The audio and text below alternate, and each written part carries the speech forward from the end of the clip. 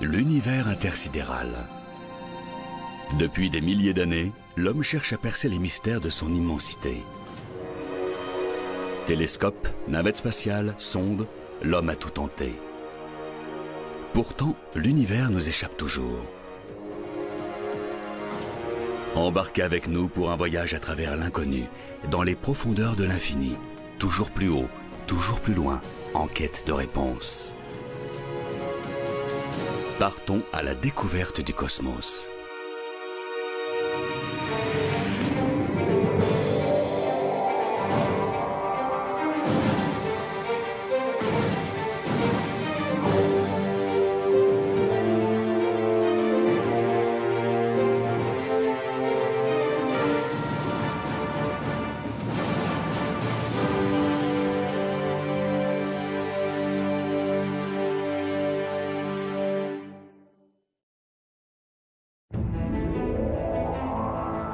À 6 milliards de kilomètres de notre Terre.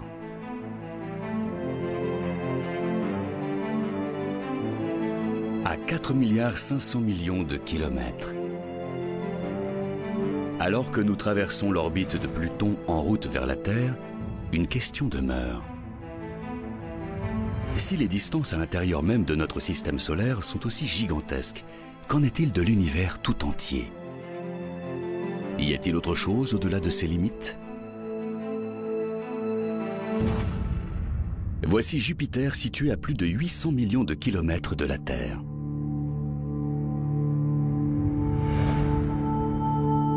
Une ceinture d'astéroïdes se trouvant à plus de 278 millions de kilomètres. Mars, la planète la plus proche de nous. Comme ancrée dans nos âmes, cette soif d'exploration n'a jamais quitté l'homme. Cette soif d'aller toujours plus loin, à la découverte des confins de la connaissance et de la compréhension humaine.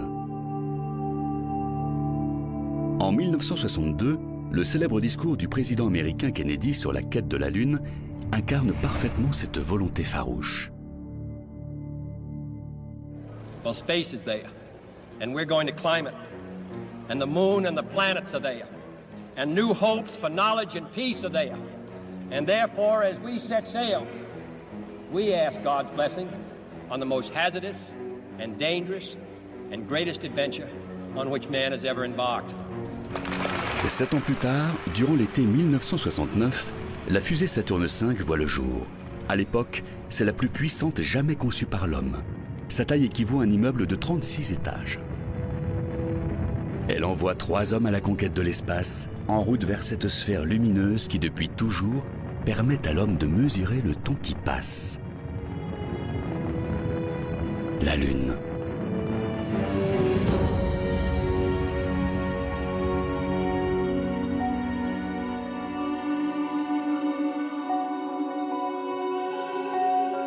Il leur faudra 3 jours pour atteindre notre voisin le plus proche.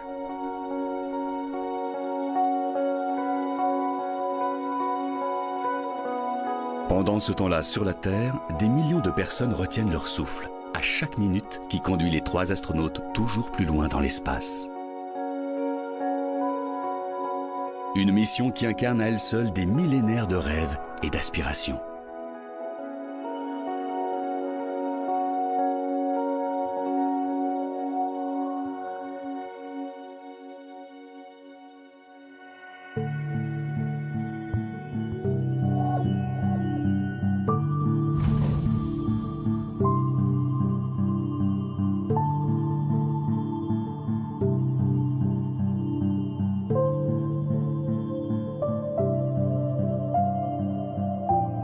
Puis vint ce moment de crainte et de joie mêlée, ce pas de géant pour l'humanité qui changea à jamais notre perception du possible, une source intarissable d'inspiration.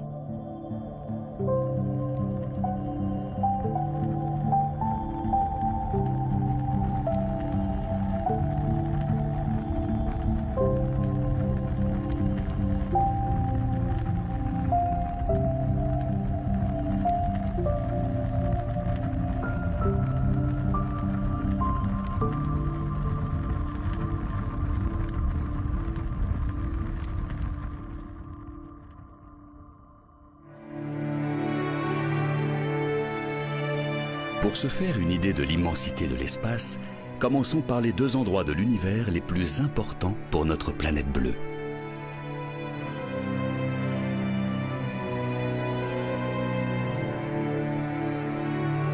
La Lune est le seul satellite naturel de la Terre, et il est de taille.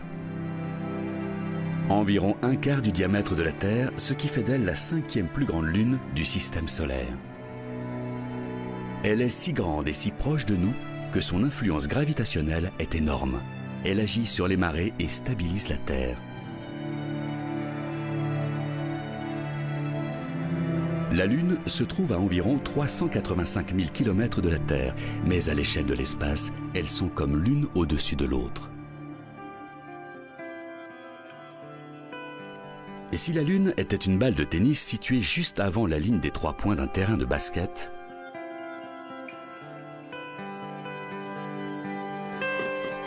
la Terre aurait la taille d'un ballon de basket posé sur le panier, soit à un peu plus de 7 mètres l'une de l'autre.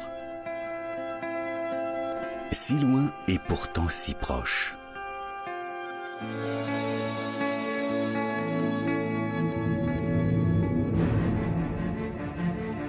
Sans la force gravitationnelle de la Lune, la Terre s'inclinerait naturellement et sortirait totalement de son axe au lieu d'osciller très modérément. En cas de trop forte inclinaison, la lumière du Soleil ne réchaufferait plus la Terre de la même manière, et cela entraînerait une autre répartition des couches de glace entre les deux pôles et sur le reste de la planète. Notre climat à l'équilibre si fragile en serait totalement bouleversé.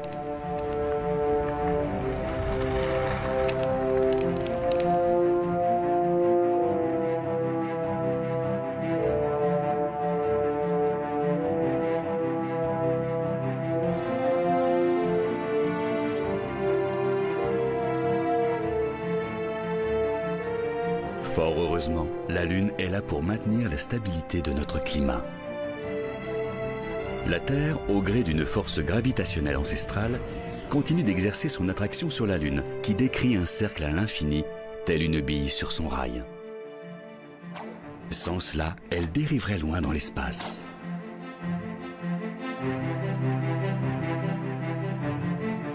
Malgré les apparences, la Lune voyage autour de la Terre à plus de 3105 km/h, soit plus vite qu'une balle de pistolet propulsée à grande vitesse. Pourtant, lorsqu'on l'observe de la Terre, elle semble totalement immobile.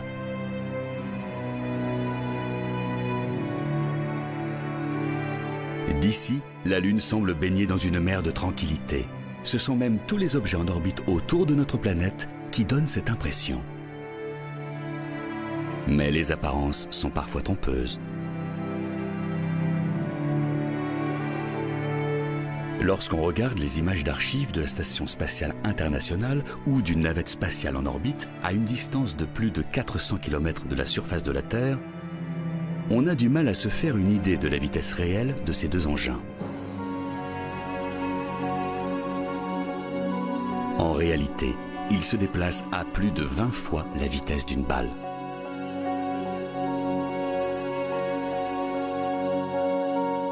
Les spationautes à bord de la Station spatiale internationale peuvent admirer un lever de soleil toutes les 90 minutes.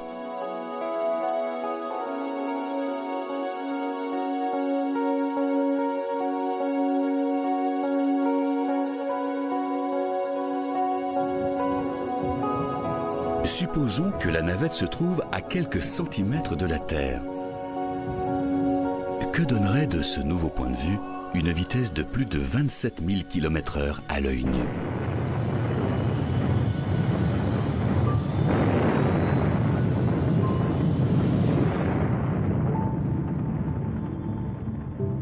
Impossible de la voir arriver.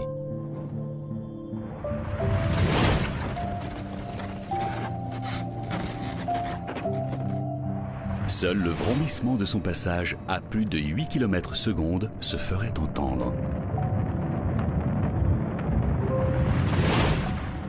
Car avant même d'avoir pu esquisser le moindre mouvement de tête, la navette aurait déjà disparu à l'horizon sans laisser de traces.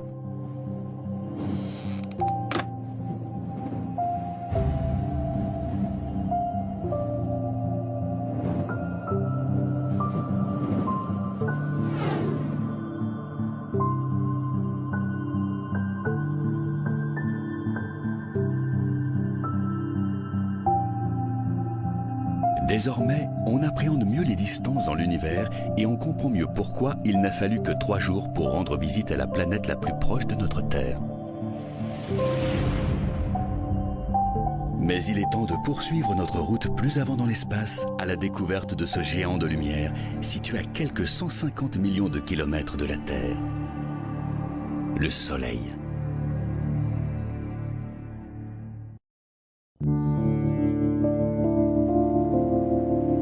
Voici la star de notre système solaire. Sans lui, la Terre et la Lune ne seraient qu'amas sombres et glaciales de rochers, dérivant inlassablement dans l'espace.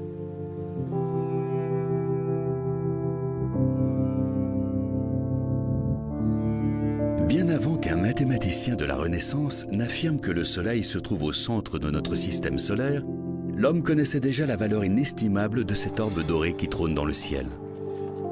Nul besoin d'un horaire, un mécanisme inventé pour représenter le système moderne d'astronomie, pour comprendre que le Soleil nous apporte chaleur et lumière.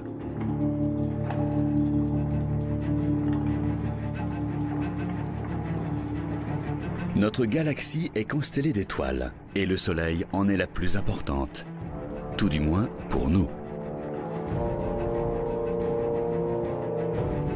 Bien entendu, il est impossible de se poser sur le Soleil, sa surface n'étant pas solide, mais uniquement constituée d'une couche de gaz chaud et bouillonnant appelée photosphère. Plus on s'approche de son noyau, plus cette masse gazeuse devient dense. En s'enfonçant à plus de 160 000 km à l'intérieur du Soleil, on atteint la zone de radiation où l'énergie émise par le cœur est transférée vers la surface sous forme de radiation électromagnétique. Si l'on poursuit notre chemin toujours plus à l'intérieur, on arrive enfin à cette centrale thermonucléaire qui régit absolument tout, le noyau.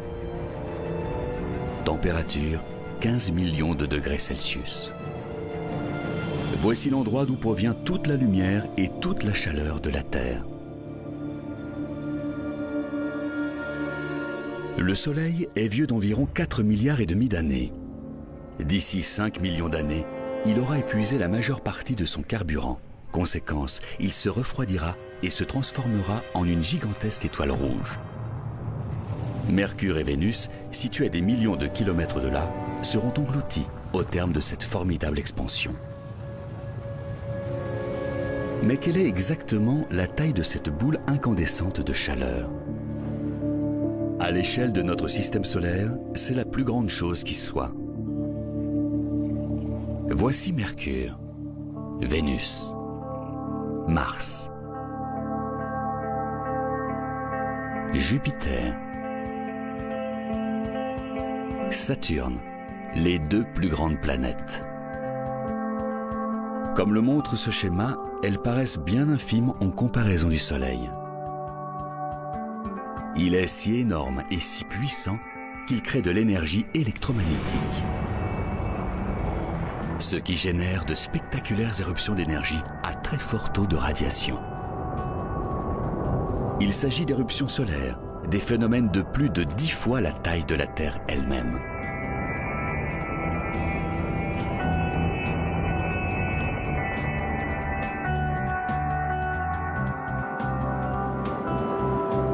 Si vous décidez de faire le tour de la Terre en avion, vous êtes sûr de vous embarquer pour un long voyage.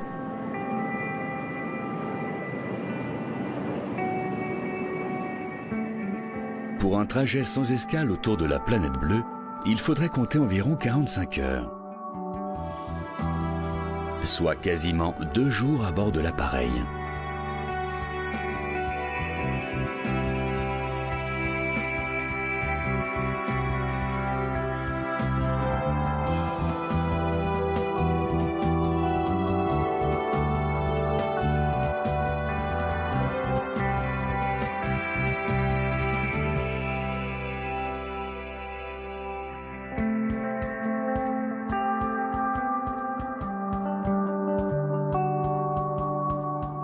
Mais avec une circonférence 109 fois supérieure à celle de la Terre, un voyage autour du Soleil durerait 200 jours.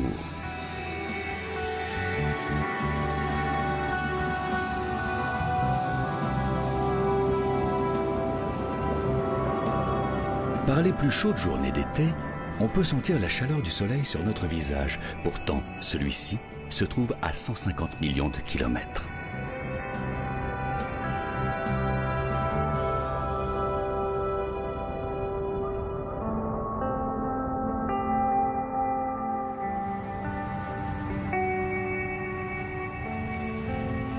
Fort heureusement, nous sommes à la distance parfaite des flammes de cette fournaise stellaire.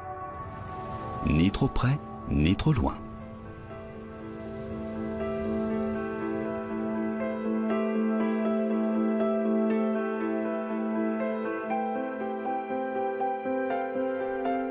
Si le Soleil s'arrêtait brusquement de briller, il faudrait exactement 8 minutes pour que les répercussions sur Terre soient visibles.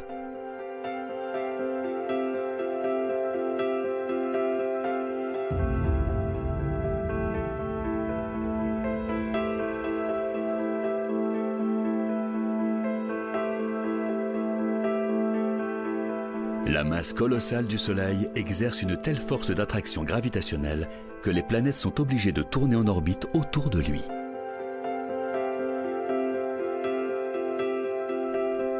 Sur les échelles proposées dans bon nombre de schémas, il est totalement impossible de se rendre compte des distances réelles qui séparent les planètes de l'astre lumineux. Des distances exceptionnelles.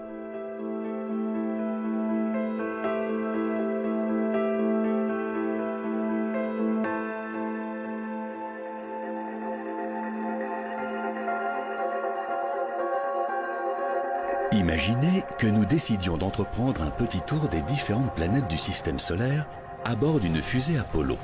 En partant du Soleil, il faudrait à peu près 60 jours pour atteindre la planète la plus proche. Maintenant, installez-vous confortablement dans vos sièges, car ce n'est que le début du voyage. Prochaine étape, Vénus, 12 jours de plus. Et ce n'est qu'au bout de 5 mois de ce voyage interstellaire que nous atteindrions la Terre. Puis encore 3 mois supplémentaires pour découvrir la planète rouge, Mars. Mais il faudrait attendre 2 ans pour que Jupiter soit enfin visible.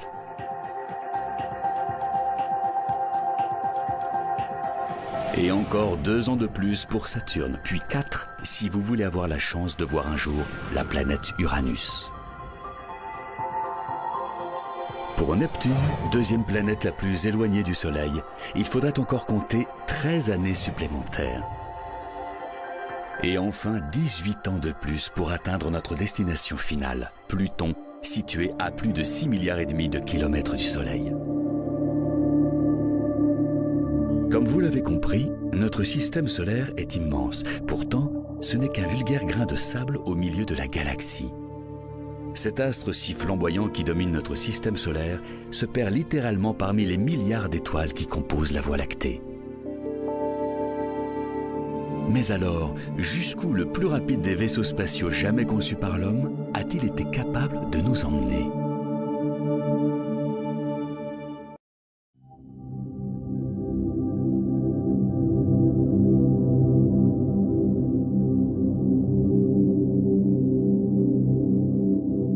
Après ce long périple qui nous a conduits du Soleil aux planètes les plus éloignées, on se fait une meilleure idée de la distance entre chaque corps céleste.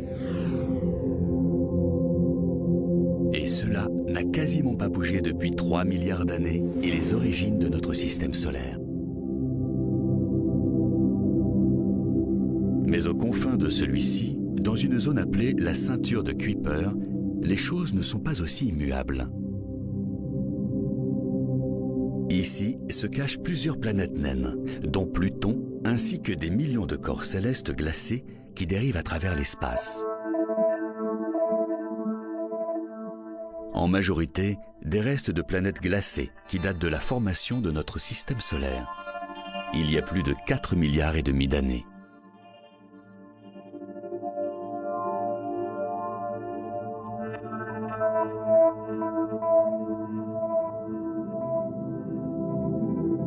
Ce sont des corps qui restent stationnaires, en orbite autour des planètes du système solaire.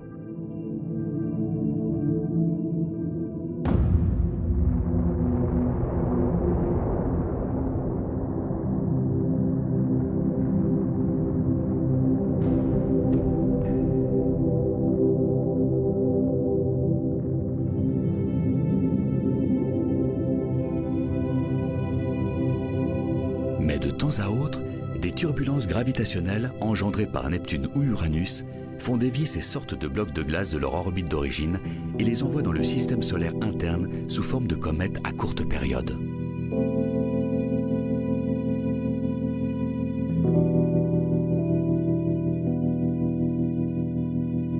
La plupart d'entre elles ne durent que quelques années, puis finissent par exploser à mesure qu'elles s'approchent de la chaleur du Soleil.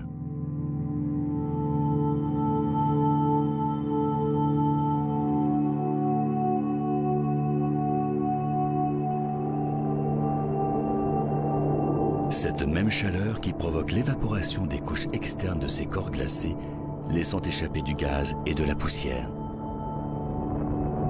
Les vents solaires transforment toutes ces particules en une longue queue qui pointe à l'opposé du Soleil.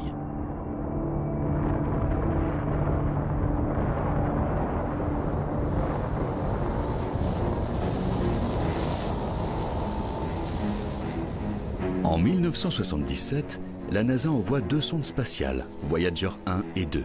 Elles filent à travers l'espace à une vitesse de 56 000 km/h.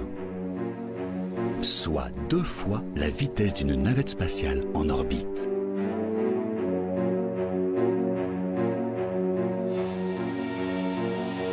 Après plusieurs décennies dans l'espace, les sondes Voyager finissent par franchir les limites de notre système solaire. Elles dépassent la ceinture de Kuiper et en 2010, elles atteignent l'espace interstellaire. Leur mission, explorer les limites de l'influence magnétique solaire.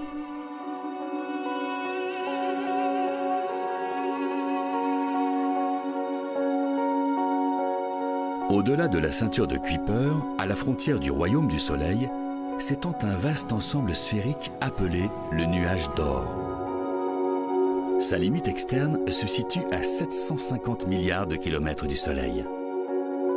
Voici la structure glacée qui enveloppe notre système solaire, l'endroit même où les comètes aux orbites plus longues tirent leurs origines.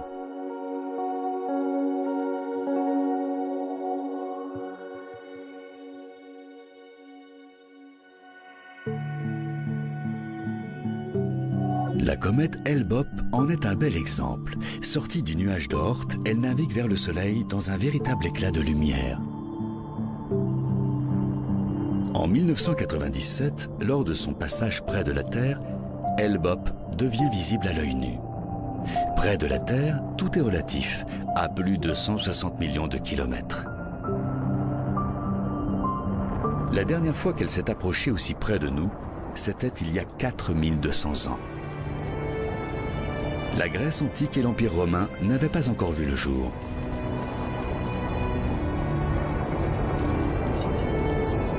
Hale-Bopp a depuis repris son chemin vers le nuage d'Oort. De retour à son état glacé, sa longue queue brillante n'illumine plus l'espace. Elle ne sera sans doute pas de retour avant plus de 2400 ans.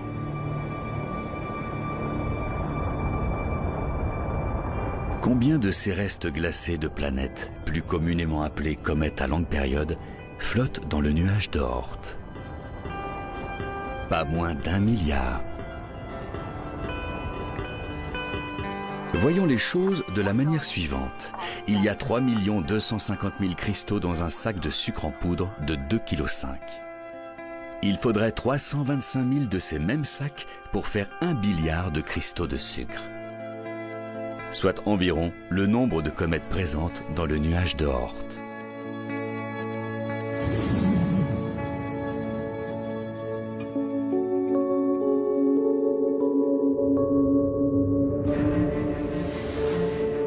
Le nuage d'Oort est si vaste qu'il s'étend sans doute jusqu'à 1/3 de la distance qui nous sépare de Proxima du Centaure, l'étoile la plus proche de nous après le Soleil.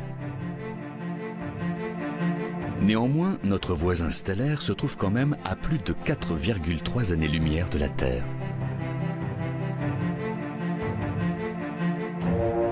Pour atteindre ne serait-ce que le début du nuage d'Oort, il faudrait que les sondes Voyager poursuivent leur chemin pendant 1500 ans. Et 80 000 de plus pour Proxima du Centaure. Soit 2 fois le temps qui sépare l'homme préhistorique du XXIe siècle.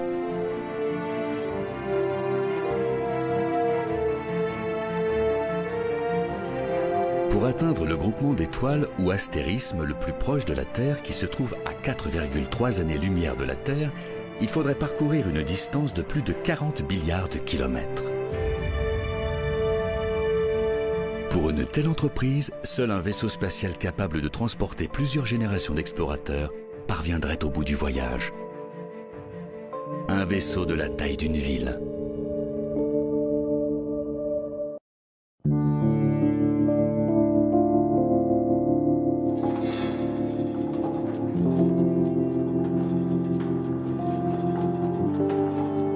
Comme l'histoire l'a montré, la théorie d'un système héliocentrique où les planètes tournent autour du Soleil n'était pas particulièrement bien vue pendant la Renaissance. En 1592, il y a un peu plus de 500 ans, Giordano Bruno, un philosophe italien, se risque à déclarer que le Soleil n'est pas la seule étoile de notre galaxie.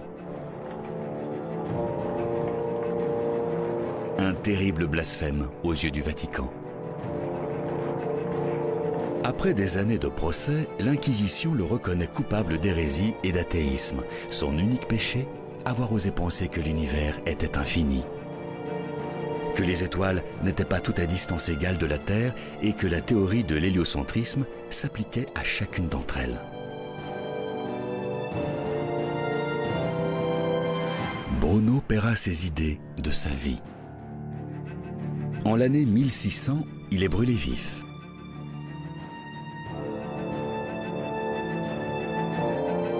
Pour avoir une idée précise des distances qui nous séparent des étoiles et des galaxies, l'homme a dû faire appel à une unité de mesure un peu différente.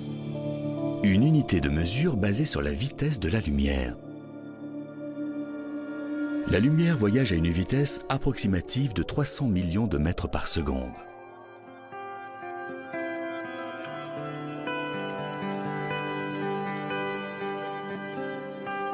Si nous propulsions un jet de lumière de la Terre à la Lune, soit 384 400 km, il lui faudrait moins d'une seconde et demie pour atteindre son but. Un simple battement de paupières.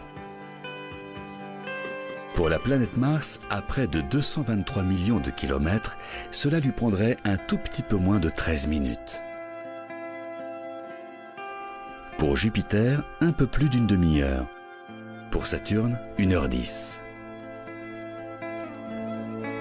Et pour parvenir au monde gelé de Pluton, il lui faudrait près de 5h30, même à une telle vitesse.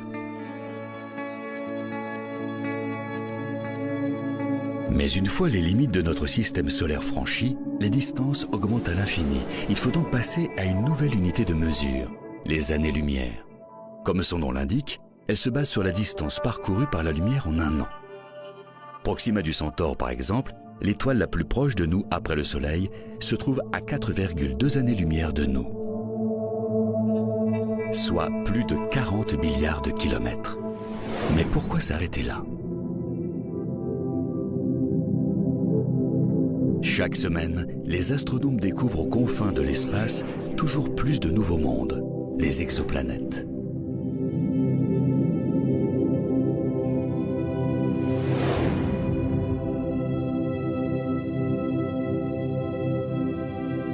À 20 années-lumière de la Terre, dans la constellation de la Balance, se trouve une petite étoile ou naine rouge du nom de Gliese 581. Selon les scientifiques, il est possible qu'une planète du type de la Terre soit en orbite autour d'elle.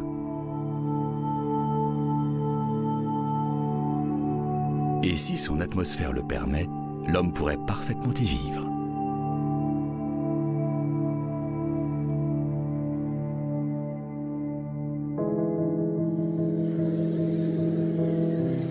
Mais comment faire pour l'atteindre?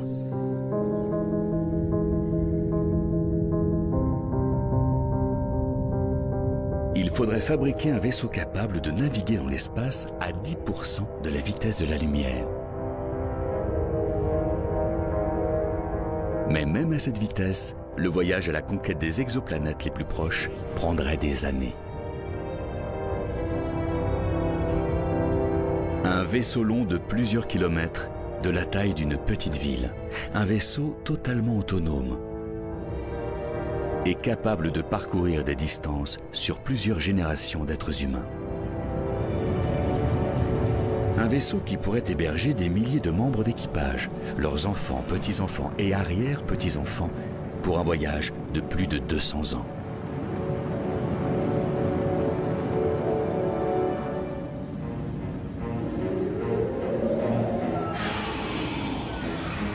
Tout comme les bâtisseurs des plus belles cathédrales du Moyen-Âge, ils seraient incapables de voir leur chef-d'œuvre achevé. Leurs arrière-petits-enfants passeraient eux aussi leur vie entière à bord du vaisseau.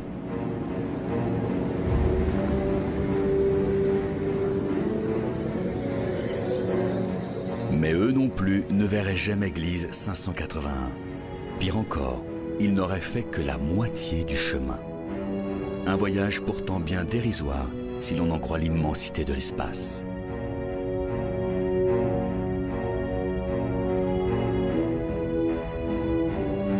L'ensemble du système solaire s'étend sur plus de 5000 années-lumière et ce n'est qu'une infime partie de notre galaxie.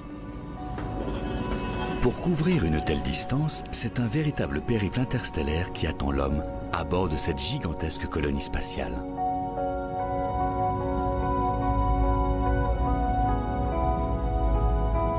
Un voyage sans retour pour nos nobles explorateurs, mais un voyage pour l'avenir de l'humanité, porteur des générations de demain.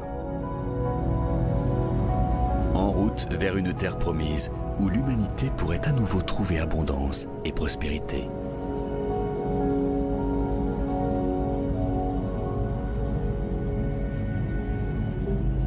Un voyage à la conquête de l'espace infini, à des vitesses difficilement imaginables pour le commun des mortels. Sa destination finale?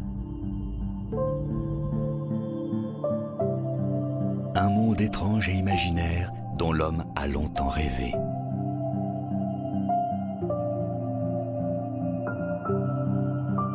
Un voyage qui semblerait une éternité et qui pourtant ne représenterait qu'une fraction de la Voie lactée.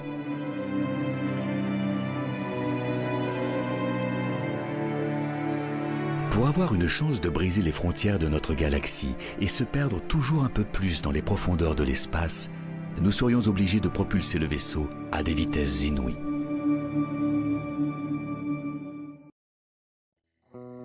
Petit à petit, nous prenons davantage conscience de l'immensité de notre galaxie, la Voie lactée. Lors des nuits les plus claires, il est parfois possible de l'apercevoir. Cet îlot de forme ovale tire son nom de cette bande à peine visible de lumière blanche qui s'étend à travers le ciel. Les points lumineux qui ressemblent à des étoiles sont en fait des groupements d'étoiles. De millions d'étoiles. C'est ici que se trouve le centre de la galaxie, sa partie la plus brillante. Comme nous sommes à l'intérieur, il est impossible d'en voir sa totalité. La Voie lactée est tout autour de nous. Dès lors, qui peut blâmer nos ancêtres d'avoir cru que la Terre était au centre de la galaxie? Le soleil se lève chaque matin et se couche chaque soir, nous offrant par là même un spectacle nocturne du paradis céleste. Et pourtant, lorsqu'il ne brille pas de mille feux dans le décor bleu-azur d'un ciel sans nuages, le soleil reprend sa place dans l'obscurité du ciel, parmi les centaines de milliards d'étoiles qui peuplent la Voie lactée.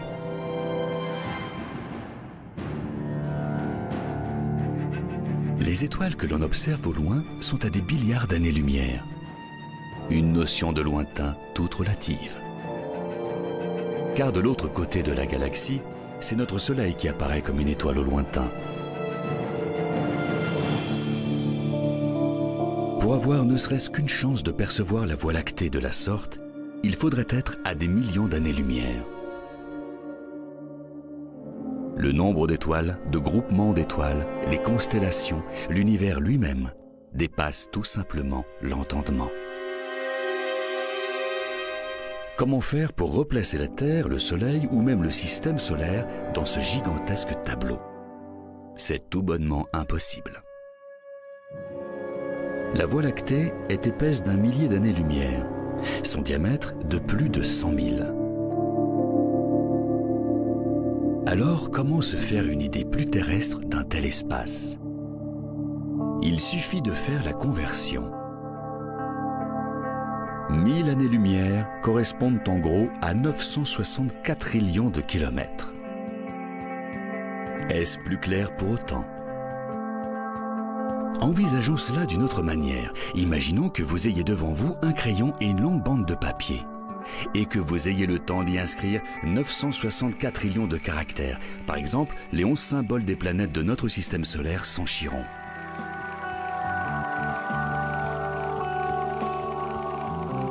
Eh bien, cette bandelette de papier ferait plus de 3000 fois le tour du Soleil. Cet exemple nous permet-il de visualiser de manière un peu plus précise un tel nombre? 964 trillions de kilomètres? L'immensité de la Voie lactée? Rien n'est moins sûr.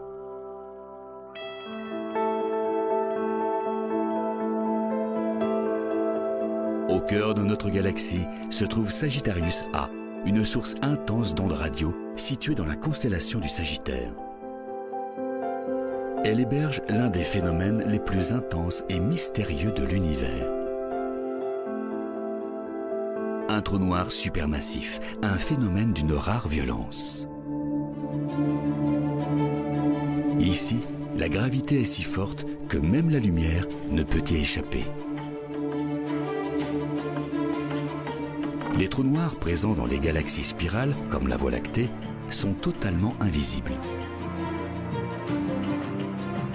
Mais les scientifiques sont capables de les déceler en observant le comportement des étoiles environnantes, invariablement attirées par ces derniers. Juste avant de se faire engloutir, elles émettent d'énormes quantités de radiation.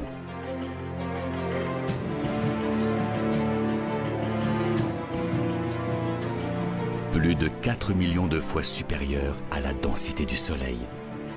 Le trou noir de Sagittarius A fait disparaître sans laisser de traces des amas d'étoiles entiers. Ici, le temps et l'espace tels que nous les connaissons cessent d'exister.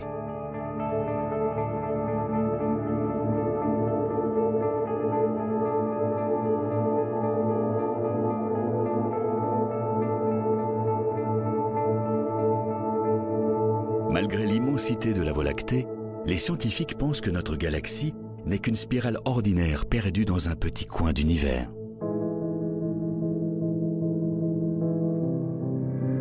Supposons que notre vaisseau spatial intergénérationnel puisse embrasser un jour la vitesse de la lumière. Il faudrait tout de même 2 500 000 années terrestres pour atteindre Andromède, la galaxie la plus proche de nous.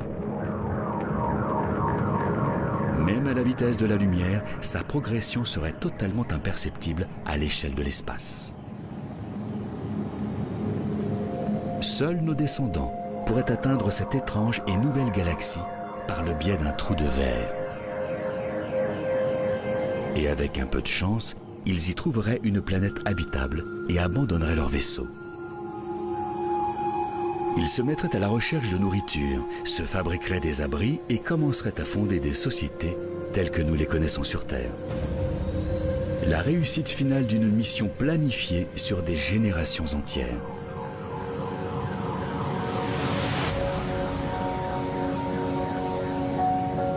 Imaginez-vous débarquer dans ce nouveau monde, une planète aux conditions similaires à celles de la Terre, mais qui abrite peut-être des formes de vie inconnues. Une planète où l'évolution aurait pris un chemin différent. Pour l'instant, ce n'est bien sûr qu'un rêve. Mais il n'y a pas si longtemps, c'est aussi ce qu'on disait de la Lune.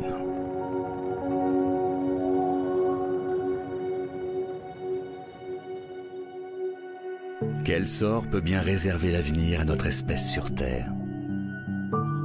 Ce voyage interstellaire à la découverte d'une nouvelle planète sera-t-il un jour nécessaire?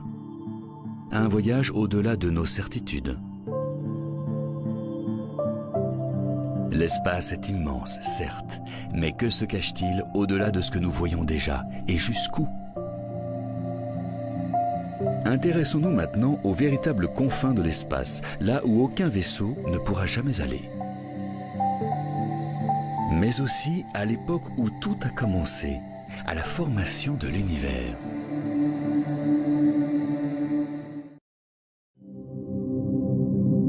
En 1923, un jeune astronome du nom d'Edwin Hubble travaille à l'observatoire de Mount Wilson, en Californie. Un jour, il pense tomber par hasard sur la nébuleuse d'Andromède.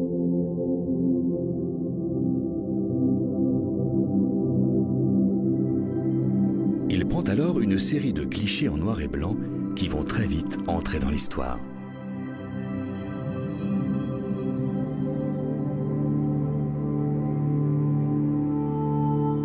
Il ne le sait pas encore, mais le scientifique vient tout simplement de faire l'une des plus grandes découvertes du XXe siècle.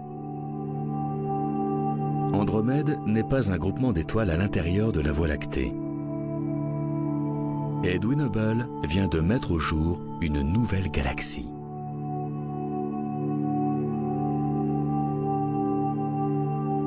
Reste désormais à savoir combien d'autres se cachent au-delà de la Voie lactée.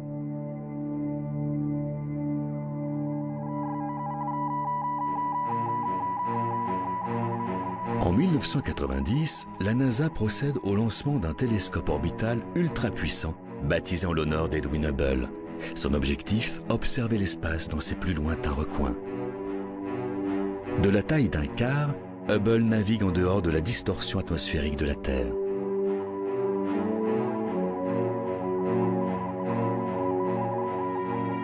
En un peu plus de 20 ans d'existence, il a déjà relevé et transmis les images plus étonnantes et instructives qu'il nous ait été donné de voir.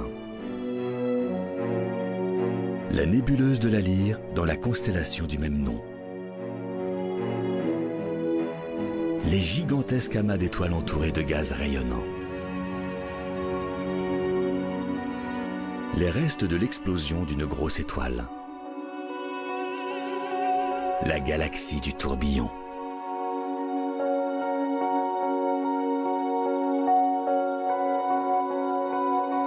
Les piliers de la création, véritable colonne de poussière interstellaire.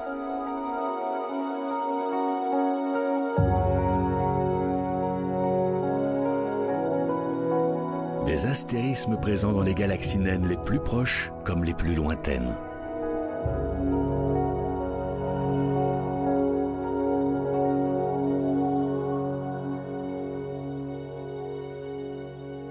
La nébuleuse de la Carène. Grande de 3 années-lumière.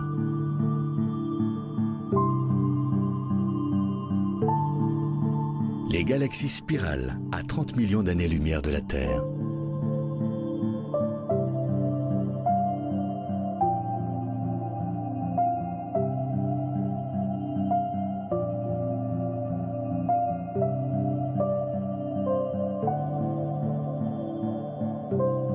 Des images plus extraordinaires les unes que les autres.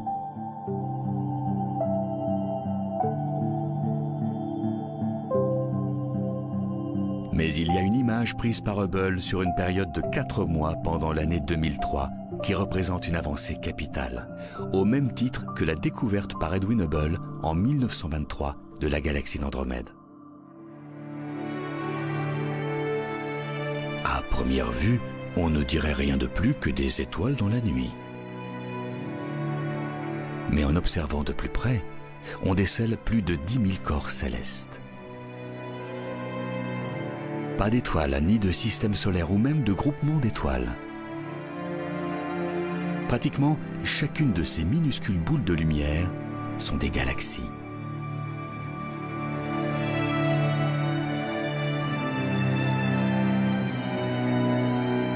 Les astronomes ont baptisé cette image Ultra Deep Field, le champ ultra profond. Le plus exceptionnel dans la découverte de ces 10 000 galaxies, c'est que l'image prise par le télescope Hubble ne compte que pour 1/124 millionième de l'ensemble du ciel.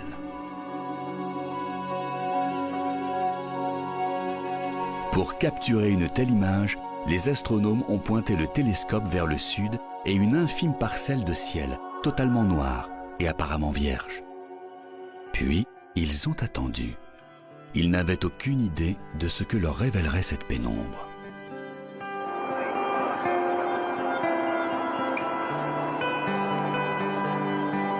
Pour se faire une meilleure idée du point de vue d'Hubble, imaginez que vous êtes un spationaute flottant dans l'espace et que vous teniez un crayon à bout de bras. Caché par la gomme, un minuscule bout d'espace. Derrière lui se trouvent ces 10 000 galaxies. Et ce n'est pas tout. Toujours sur ce cliché, les astronomes vont déceler 5000 galaxies supplémentaires dans le flou de l'image. Parmi elles, certaines des plus anciennes.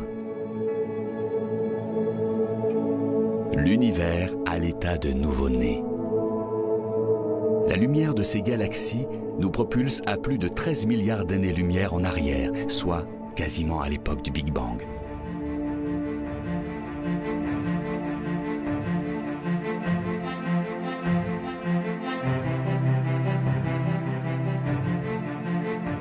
Mais combien de galaxies a-t-on pu recenser exactement? Jusqu'à la découverte d'Edwin Hubble, les astronomes penchaient pour une galaxie unique, la Voie lactée. Aujourd'hui, la NASA estime qu'il en existe des centaines de milliards, dissimulés dans les profondeurs de l'espace. Connaîtra-t-on un jour les limites de l'univers? Et si oui, que se cache-t-il au-delà de celui-ci?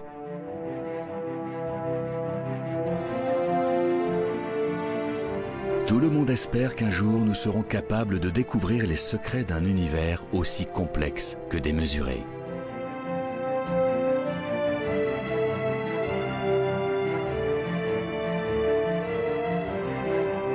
Sa taille dépasse sans doute notre imagination. Nous étanchons peu à peu cette soif d'exploration. Nous approchons petit à petit de l'ultime connaissance, pour un jour peut-être percer définitivement les mystères de l'univers.